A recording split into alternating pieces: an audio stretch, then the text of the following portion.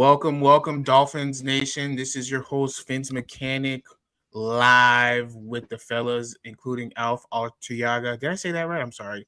Yeah, Arteaga. that's right. Perfect. Now, before we begin, I want to say, guys, please sign up for Prize Picks, now the official fantasy partner of Five Reason Sports. We all know it's now illegal in the state of Florida. So this is what you do. You make your first $5 play, and Prize Picks will give you $50 more to play with no strings attached. So remember to use five. That's FIVE. You get that extra $50 money, and you can get that extra play in to get your bets going. Prize Picks. Let's get it. Alf, thank you for coming, for joining us. Guys, welcome. How you guys doing? Happy Wednesday to you guys. How you guys feeling? I know we just got uh through a loss. We're trying to get over it. How you guys feeling, man? Yeah, I'm feeling fine. I'm looking forward. I'm actually looking forward to this game. What does this team have? Are they in Quentin mode, or are they going to fight? Uh, I don't expect them to win, but I do expect them to play well. If they don't play well, then major changes have to come. Now, Alf, before we get into the Bills game, I want to start it off here. What is your overall thoughts on the game against the Cards? I thought the offense played well. It's not always perfect, but I thought overall the game plan was good with Tua coming back. The defense, man, I'm not understanding what happened. The first time ever this season they have let us down. In your thoughts, what went wrong? Well, I didn't have many complaints about the offense. I thought the offense was fine. I thought the game plan was fine. I thought the play calling was fine. My only problem with the offense, I guess, was that sequence at the end of the first half. Like I think they should have had two more shots at the end zone there. I thought they wasted enough time, and they kicked the field goal too early. I think they had an opportunity to extend that drive and have more opportunities at the end zone. But other than that, I was fine with the offense. Problem with the defense was pretty simple, man. They couldn't. First of all, they couldn't replace Zach Sealer, who wasn't playing, and then Javon Holland left the game with a knee injury, and they spent the rest of the game scrambling to try to replace him. And then you had certain players that just let them down, man. David Long played about as bad a game as you can play. He was awful in this game. Gave up 96 yards to Trey McBride. Uh, he missed 5 tackles. Those 5 tackles went for I believe it was like 32 yards. And 2 first downs. He allowed 5 first downs in his vicinity on passes. He was just absolutely awful, and he was actively hurting you. And it was either the wrong play call, or Kyler Murray put on his cape, or Marvin Harrison Jr. all of a sudden catching passes he hasn't been catching all year. Trust me when I tell you, I listened to the Cardinals beat, and going into that game, that's all they talk about. Oh, his hands are not good. He drops passes, not against us. And quite frankly, we had 6 free rushers at Kyler Murray, 6 pressures, 0 sacks. You got to get the quarterback on the ground. He was too good in the second half, and the defense let the Dolphins down. As simple as that. It let the team down. That's why they lost. Yeah, I thought so as well. I thought that Weaver has had a solid campaign as so far, and he had his first bad game, man. Like I don't think he had an answer for McBride. I don't think he had an answer for Marvin Harrison. I don't know why he kept on leaving Cam Smith and Island. Beats me, but hey, man, I don't make the coaching decision. But overall, man, I was really cool. I liked the progress that the offense made. I like how Tua looked. I expected him to have a little bit more rust, and there's things you could pick apart, man. This throws he had that you wish you probably had back, and the decision he made. But overall, from the retirement talk to where we are today, I'm cool with it, man. Yeah, no, there was a lot of issues in this game. There's some stats in this game that look. Kyler Murray got all 307 of his yards against man coverage. He was 0 for 7 against zone. Maybe play zone. You know, uh, look, this week they're playing somebody who has traditionally destroyed man coverage. Josh Allen owns man coverage pretty much against everybody. He's had issues against zone coverage. Look, sometimes it's as simple as just play zone, and that'll hide some of the guys that you have in there. You didn't have Kader Kohu. You didn't have Javon Holland. Play a softer zone. Send a blitz. Do something. But what you did, leaving guys like Cam Smith out on an island, David Long to the near side or to the field side with a tight end, that's just a bad idea. All of it is a bad idea. Well, one of the things I want to highlight specifically is we highlight specifically, Alf, when you talk about how you start the game, that first sequence of the drive, when you want to get a touchdown on that first offensive possession of the game. We also, let's look at, one of the things I was tweeting every quarter was win the quarter. In every game, every quarter in that game, we won the quarter until the fourth quarter. When you talk about ending drives or finishing the game, what are some of the things that you looked at in that last drive that might have not either not gone our ways, or, what are some of the things or guys you can point at to, at the end of the game, this is why we paid you that money? Yeah, I like to see this team make the extraordinary play, man. This team is really good at just taking what they get. Like, they don't take anything else that's out there. They just grab what's there for them, right? Look, man, that fade to Jonnu Smith down the sideline, your quarterback gave you a dime. Come up with that ball. That gives you better field position. Maybe you score on that drive. Maybe that probably wins you the game. Instead, you're backed up. You're back on the, back behind the sticks again, and now you have to convert on third down. You do convert, but think about it. You lose about roughly about 15 yards of field position there. That was probably a field goal. You get off schedule right away after you convert to Jonnu Smith on 3rd and 12. And as soon as you do that, then your play calls kind of go backwards and they get really, really conservative. Look, you're either putting the ball in the hands of your quarterback or you're not. Okay, you're either going to put the ball in the hands of your offensive line and your running backs, or you're not. Don't no half measures, man. Don't do things halfway. And that's what they did on that last drive. But it's hard to ask too much more from that offense. That they were good. I think what was it, 11 for 14 on third downs? That's pretty damn good. 150 yards rushing. It was just unfortunate. It's just one of those things. It's one of those seasons where it rains, it pours, and they were gonna find a way. There was gonna be somehow, some way they were gonna screw that up. I feel like Mike had his worst drive the last drive. And you know how you can have that drive and make up for it? Because it's gonna be one. And he didn't really have a bad drive. Even the ones that stalled, you saw the vision, you kind of saw where he was going. But with this one, you're like, come on, man, like, really, you're passing right now? Like, why not hand the ball off? Run the ball 2 times. Why not? Mm-hmm. You're running the ball quite well, and you're converting on 3rd and 12. You at that moment you were what, 11 out of 13, 11 out of 14. Like, you were killing them on 3rd down, whether it was short or long. So why not run the ball, kill the clock, make it tougher for their offense to come back? I think Mike had a blunder again, and it sucks because he was calling a heck of a game, even though the pretty plays, the trick plays or whatnot. Well, now he's going to be in a rough spot against Buffalo, because traditionally, the way he always calls plays against Buffalo, at least the last 2 years, it always seems like he's chasing like 35 points. Like, he's thinking to himself, I got to score 35 here to win this game. He has to get away from that, man. You got to beat Buffalo by running the football, keeping time of possession on your side. And look, punting at midfield is not the worst thing in the world. You know what's the worst in the world? Going for it on 4th and 5 at midfield, then you give them a short field and then they score on you. Okay? That's the worst thing in the world. So, look, man, we're getting some good news with Zach Sealer. It looks like he might play. Javon Holland, who knows? But if not, man, activate Elijah Campbell, play him, man. He's going to play aggressively. And they got to get better play out of David Long, because, man, at that game, to be honest with you, was one of those games where I would sit down and really, really think about either benching him or trading him for like a 3rd-day pick, because he's actively hurting you at this point. He's hurting you. It's not like, okay, he's not making a lot of great plays, but he's still doing his job. So, he doesn't have like He doesn't have a direct. He doesn't have his finger on the scale of whether you win or lose. No, no, no.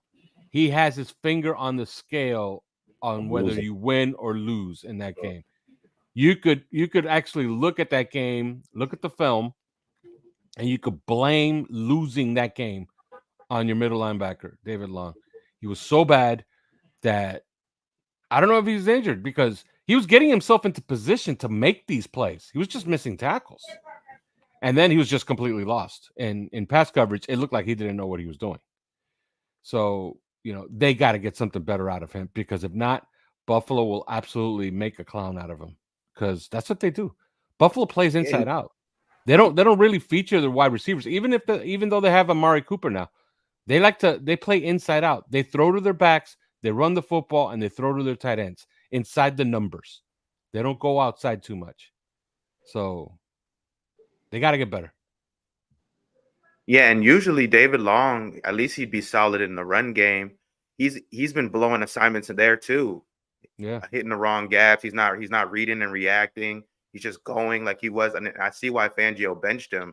And after he benched him last season, it was good for him. So I think it might be time to, punish him. Like there has to be some type of consequences for guys going outside the system, going outside their responsibilities and not doing their jobs on a regular basis. It can't just be, oh man, they're gonna figure it out. And I love the fact that the coaching staff has the belief in these players to get it right. But at some point, there has to be some level of accountability and some type of consequences for their mistakes because it's like to your point, it's hurting us. yeah, absolutely. And I don't know if you saw that injury report today. Basically, everybody took the day off today, so everybody was by the pool having drinks. There has to be some type of sense of urgency on this team that they just have not had this year. And I know that they like to call themselves like a player-led team. There's gonna have to be a moment. I don't know if that moment is now, but it should be getting pretty close, where there is a day of reckoning with some of the players on this team, because some of your better players. I had this discussion on our Discord earlier today. By the way, OnlyFans, okay. And we were talking. Okay, does this team lack talent? And Simon was saying, yeah, this team lacks talent in certain spots. In my opinion, it's not. It does not. Okay, some of your better players, some of your good players, are the ones that are hurting you right now. Not your bad players. As much as everybody wants to hate on Liam Eichenberg and Robert Jones, those guys have been solid for 3 weeks. Okay? The guys that are hurting you are some of your better players. And that can't happen anymore. That has to stop. These guys have to start playing up to their reputations and their contracts and what they've been in this league. And if they do that, Dolphins are going to win games. If they don't, you're still going to have the same result. You're going to be close, and then you're going to be sitting here on podcasts just like this one saying, "Oh, they blew that play in the fourth quarter, and that's a cost them again." So, I am excited to watch this team play on Sunday because it's essentially a put up or shut up time. Not that they have to win, but they better play well. Alf, So, Alf, do you win. think we're buyers or sellers at the trade deadline based on this conversation we're having now? You feel like there's not necessarily a devoid of talent. Is Chubb and the guys coming back enough? Craycraft and Chubb and the guys coming back, is that enough? Or do we need to maybe look outside? I think they got to be buyers and sellers. Okay. I think that you could sell on some of these guys that are just not helping you. Javon Holland's not helping you. Okay. It doesn't look like you're going to keep him. All right. He's hurting his market value. Can you get a third round pick from him? If you can, you got to consider moving him. Okay. Because it doesn't look like you're going to pay him at season's end. So I would consider moving him. I would consider moving David Long. Okay. Trust me when I tell you, you could find guys off the street to be a fill linebacker that are not going to make the mistakes that David Long is making. All right. And as far as a buyer, look, I don't think that Bradley Chubb is in their long-term plans. He's going to be really, really expensive. He's coming off of an injury. I think he's going to come back this year.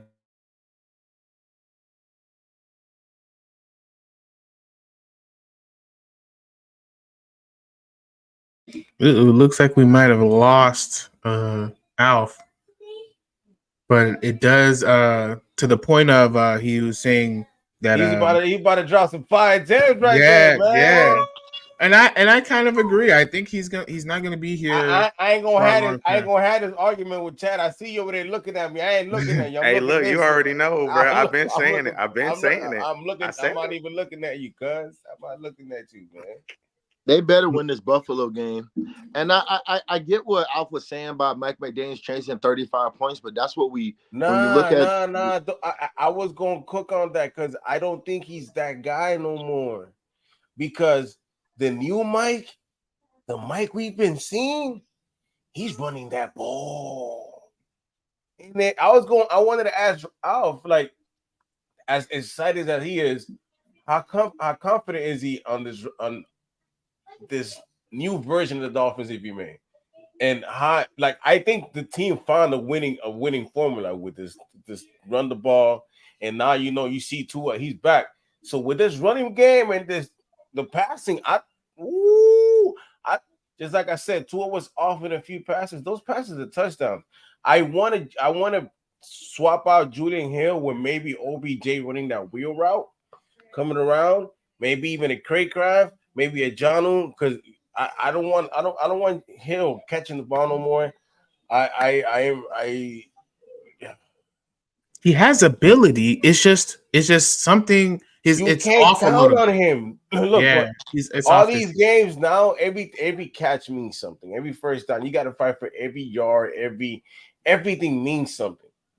So I need guys you could trust on the field. I don't think Hill's the guy you trust on the field. Yeah. Well, I will say this. There is an element to which, in like, if you have certain personnel on the field and you only run the ball, that can become a tell. So if you have to put on tape some passing opportunities with that personnel on there just to keep the defense honest. You know what I mean? To a certain extent.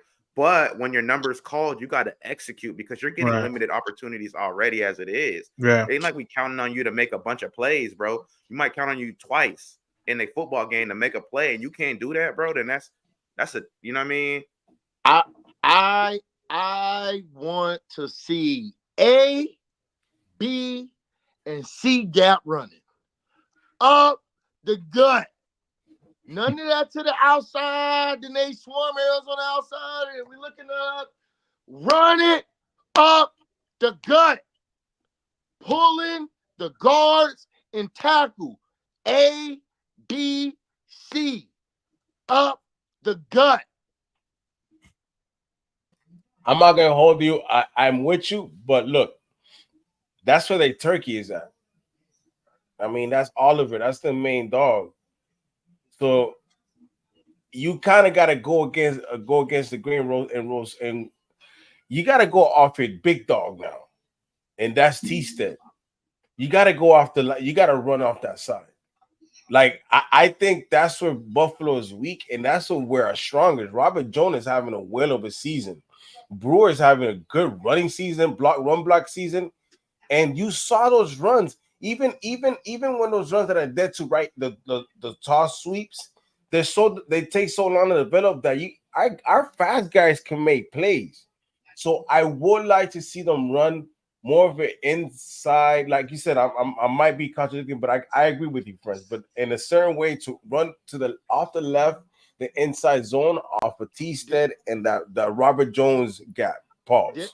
This isn't the game for the screens. Put the No. It actually screens is. in the trunk. It actually is. No.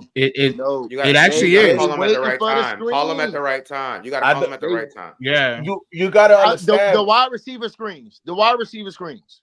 Not even. I don't know Not about even those. just that. I would say end. some tight end screens. The only the screen yeah. the only screen that really ate like that was the one with A-Chain.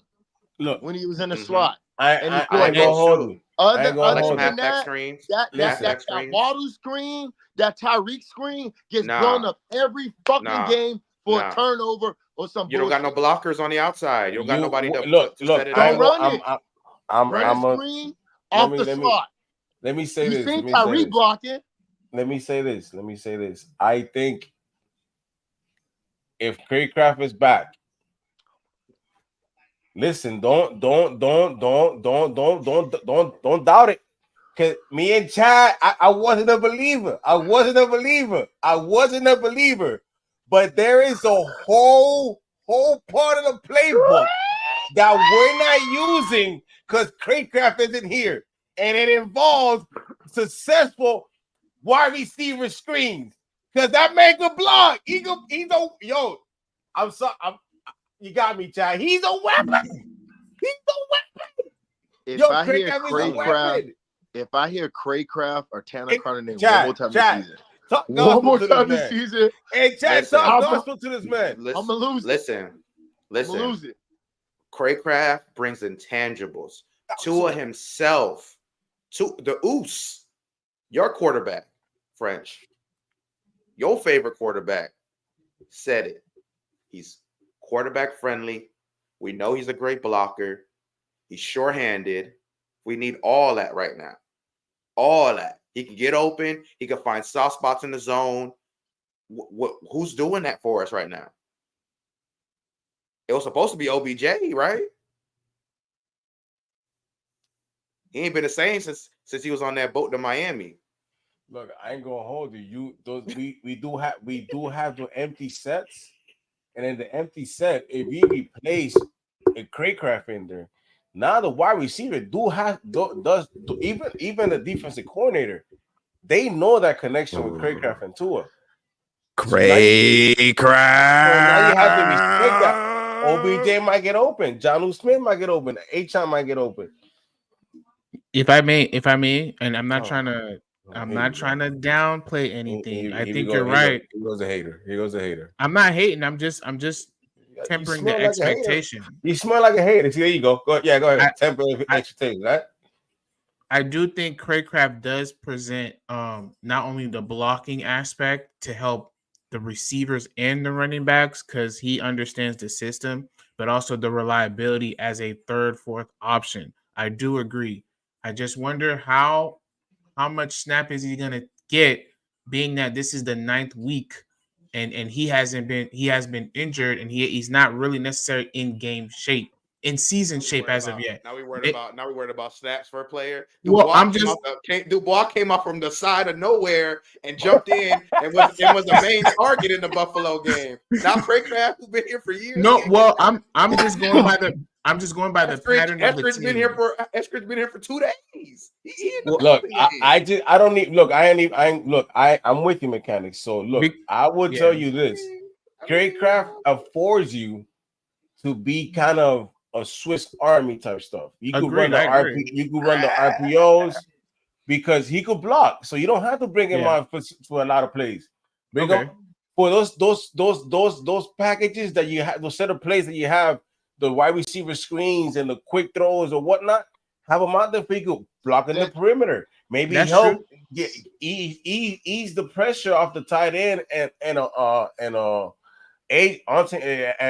Jackson. That don't have to block a Buddha Baker by himself anymore. You know what I'm saying? Come on now. You can make adjustments. A Craycraft touchdown gonna be plus 5,000.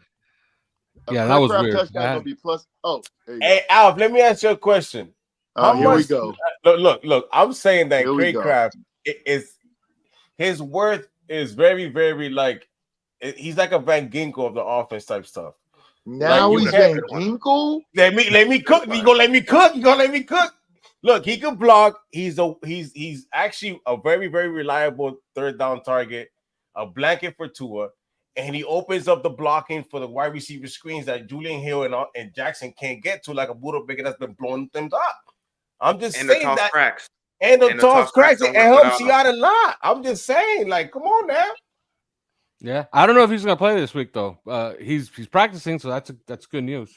That was one of the weirdest injuries I've ever seen anybody take. What is wrong with him? I don't know. Guy catches a touchdown in the end zone. He looks like he's fine. He's celebrating. Then he's out for 3 months.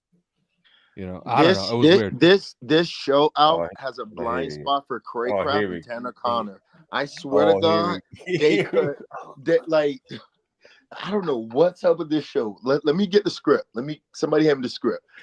Hey, wow. Really quick. One thing I was saying before I had my power surge. Yeah, we're sellers on a couple of those guys, but if they're gonna buy something, look, man, I don't think that Bradley Chubb is in their plans going forward. Jalen Phillips is coming off of another injury.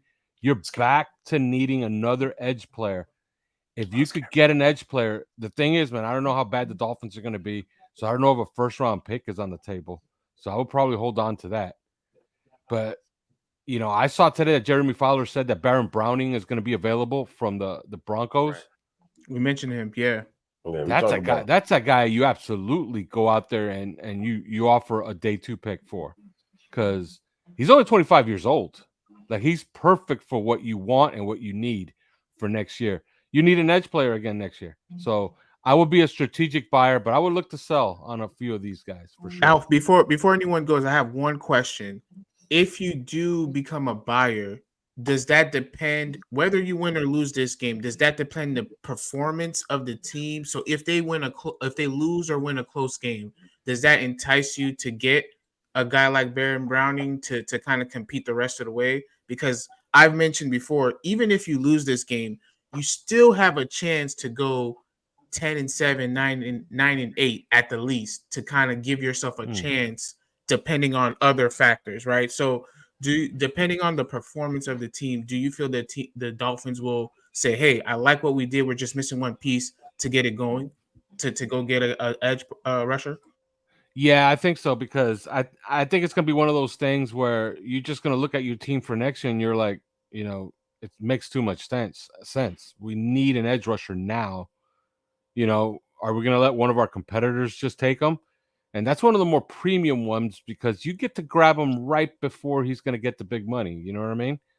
So, and he's only 25. He's such a good player and perfect for the scheme too.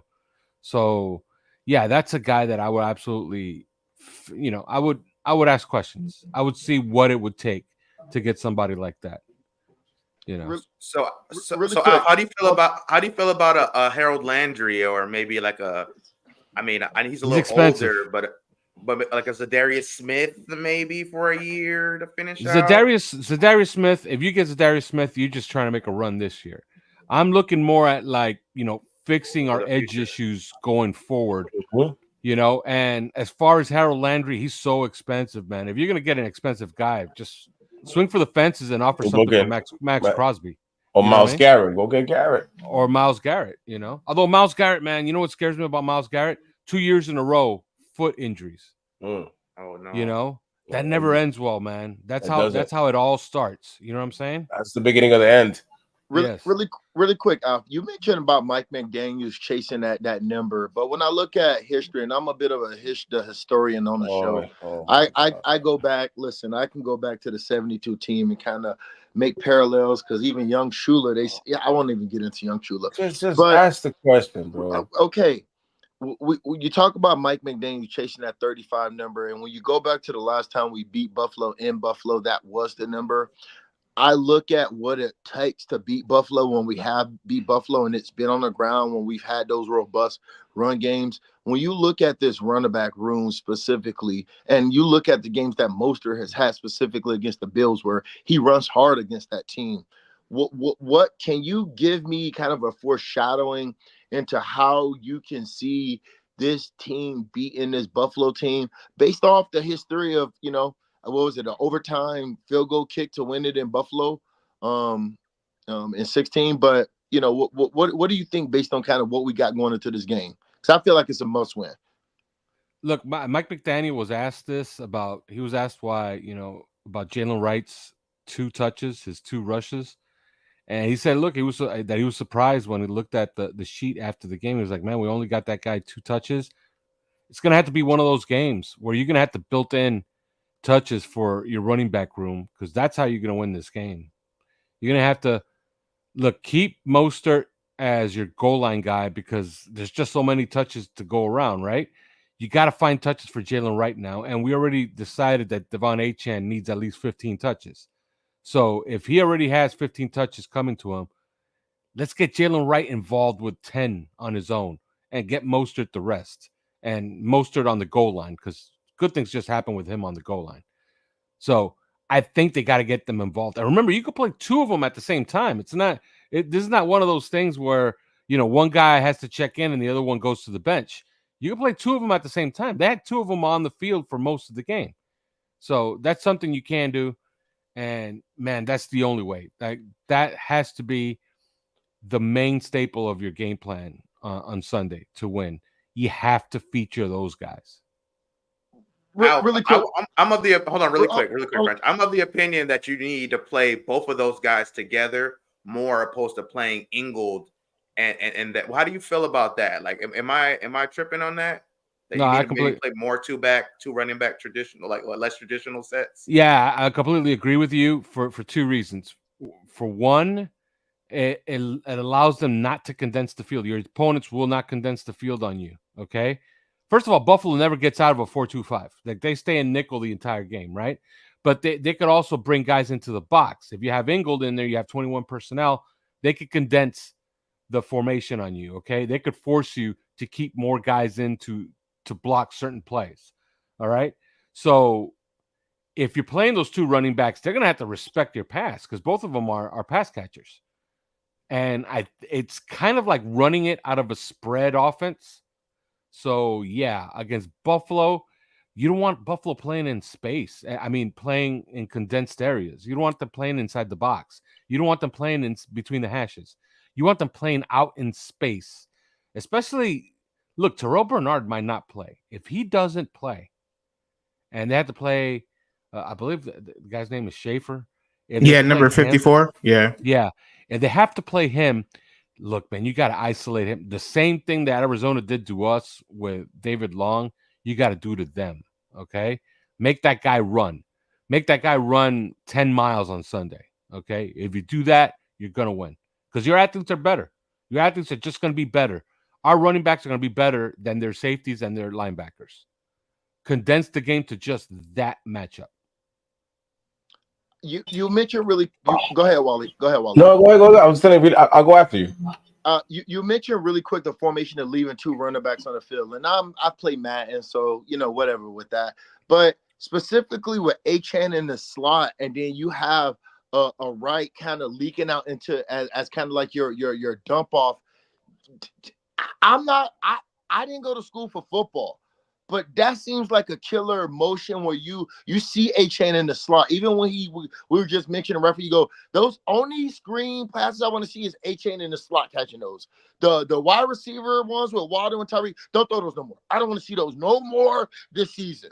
With Achane in the slot or right leaking out into the backfield, we're having both of those. I feel like that's the recipe where you could run out of, and we don't even see what was that, the halfback delay where you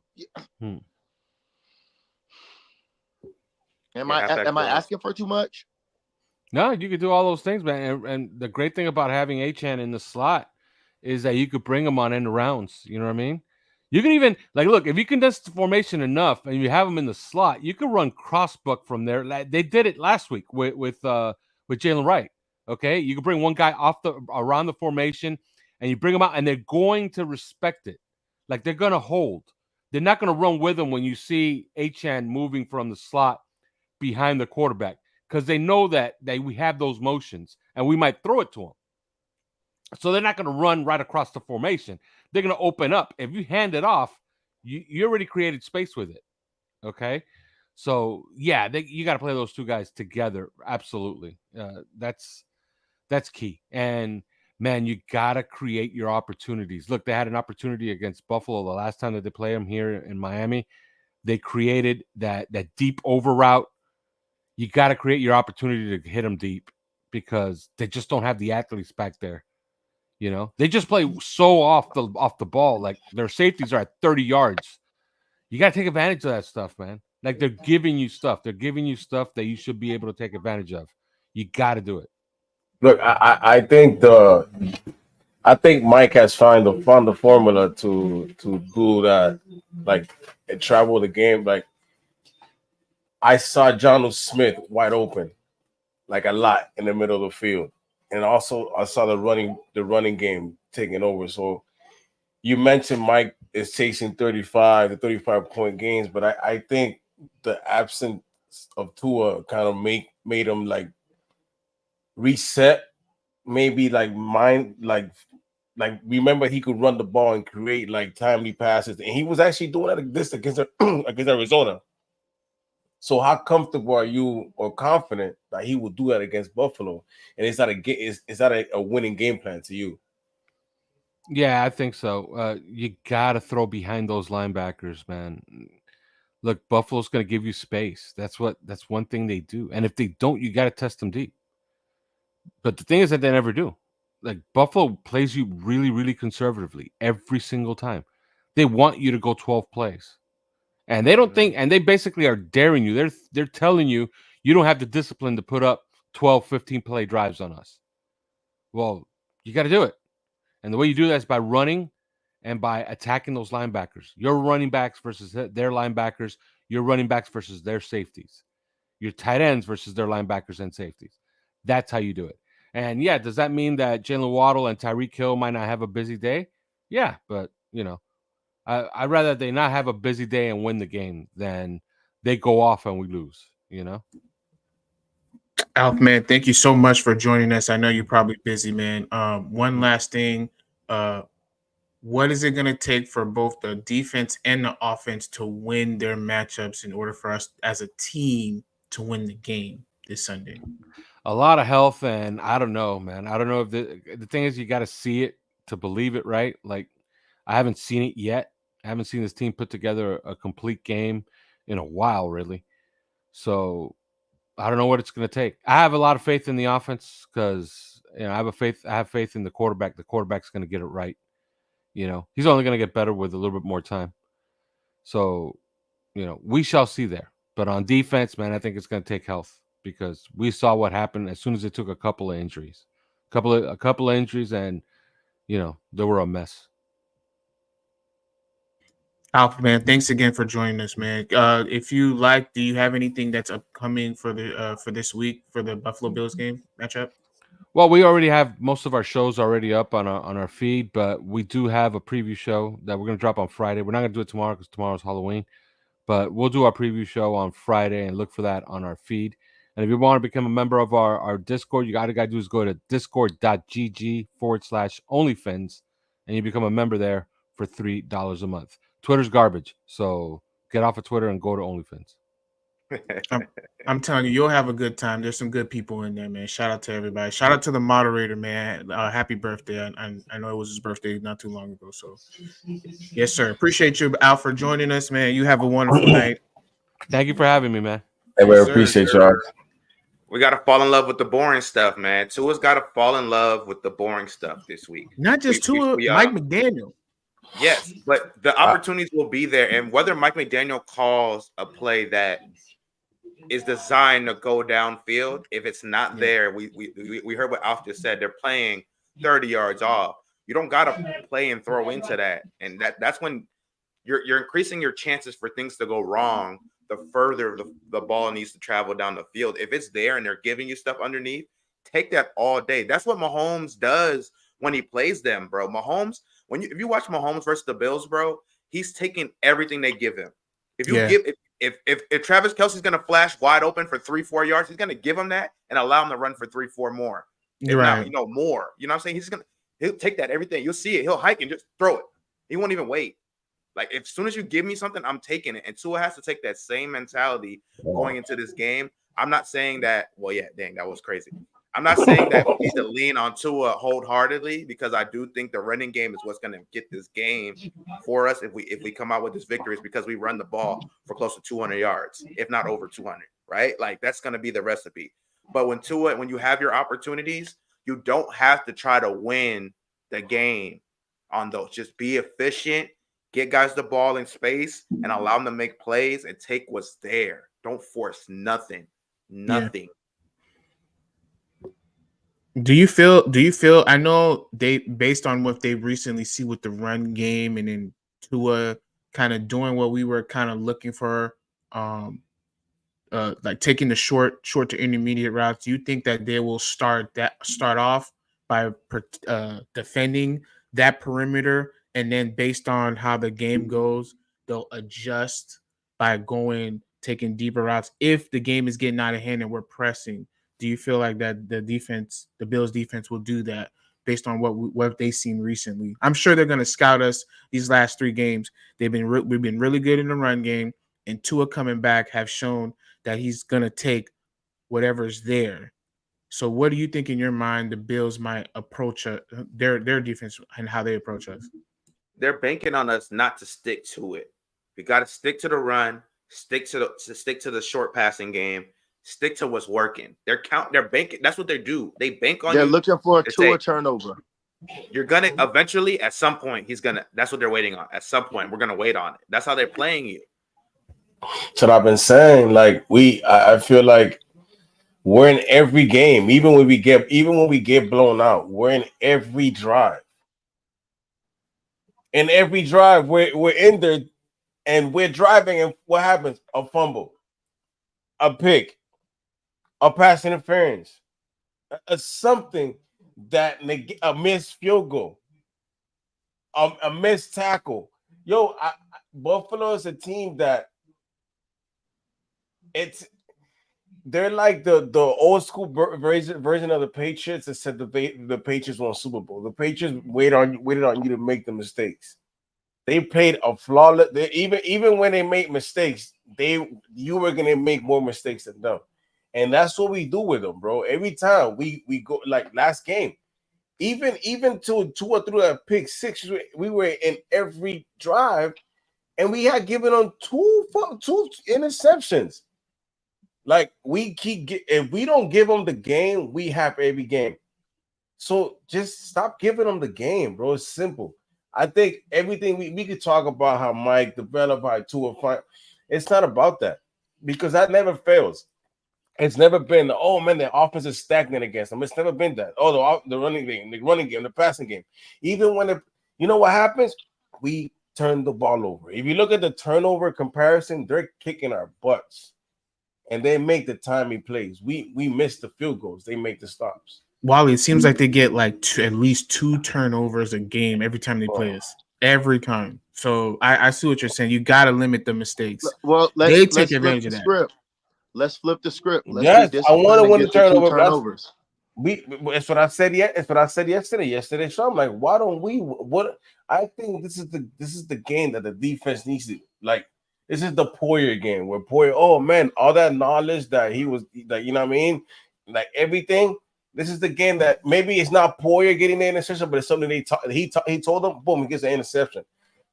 We need a pick six. We need a fumble. Like, bro, Zach Sealer missed a game yesterday. He still leads the team in interceptions. If we're gonna win this game, we're gonna have to run the ball. We're gonna have to run the ball really well. Play mistake-free football. And I think in that, you're going to put enough pressure on Josh to try to make a play, and he's going to have that moment. That moment will, if you do what you need to do, that moment will produce itself, because the environment to cultivate that Josh Allen turnover is that when he presses, he's going to try to make a throw. He's going to trust his arm. He knows he has a live arm. He's going to try to throw across the field or do something stupid. It's going to happen. You just have to put that pressure on him, because if he's playing free and loose, he's going to dominate you. But if you get him to the point where he feels like he needs to make a play, he's got to do something, then you're going to have that opportunity for him to fuck up. Excuse my French, but yeah, I mean, but listen, you say Josh, but you know what it is? That's every quarterback. Some quarterbacks are just better at those moments than others. Some quarterbacks tend to not throw interceptions at those moments. Some quarterbacks, they tend to live for those moments. Like Patty Mahomes, you're not waiting on Patty Mahomes interception. You don't say it about Patty Mahomes to make a mistake, because he rarely makes those. When the game is in the line, Patty Mahomes, more often than not, he's going to deliver. But Josh Allen, if you put him in those predicaments, he's going to throw. If you put 2 in those predicaments against Buffalo, he's been the turnover guy. So what I think it is just like he said, Chad, let's run the ball. Let's take a lead. If you take a touchdown lead or even a 10-point lead, and Josh has to make a couple plays, and we're sacking him, and we're you know what I mean, we're playing a game that the defense is being felt, that's when you do that. But if it's like a shootout and we don't feel him and he just feels comfortable and he just throwing passes, he's in the backyard, nah, he has to feel us. So we gotta pause. You gotta knock that boy to the ground, bro. Hey, the last time we beat Josh Allen, it was in Miami, right?